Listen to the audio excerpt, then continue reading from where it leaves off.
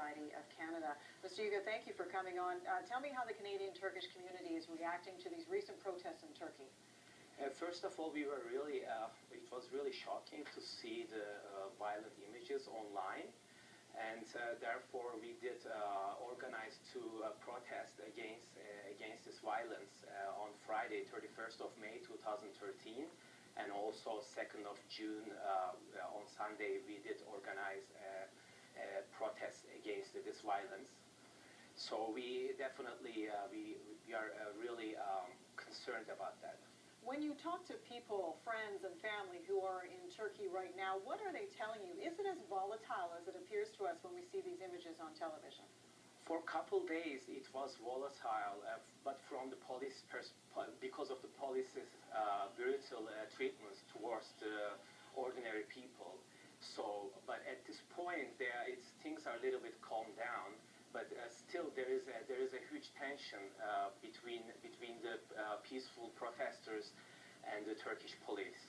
And is this emblematic, Mr. Yuga, of a tension that's been building over the last few years? Because this started out as a simple, quote-unquote, environmental protest, and then it just seemed to explode because of what some say is overreaction by police. Is this symbolic of something that's been building over the last few years in Turkey, a dissatisfaction with the government?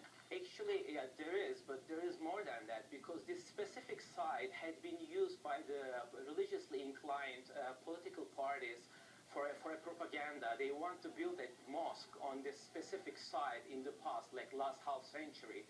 They promised to their supporters to do that, because this specific neighborhood is the most Western and Europeanized neighborhood in Istanbul. So it's a symbolic meaning behind this neighborhood. So therefore, it is very important for secular-minded people, liberal people, to sustain our values.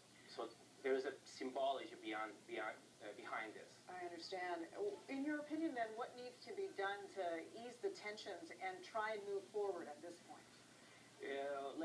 The government, specifically the Prime Minister, shouldn't be micromanaging every municipal things, and should open a discussion with the local public, with the other.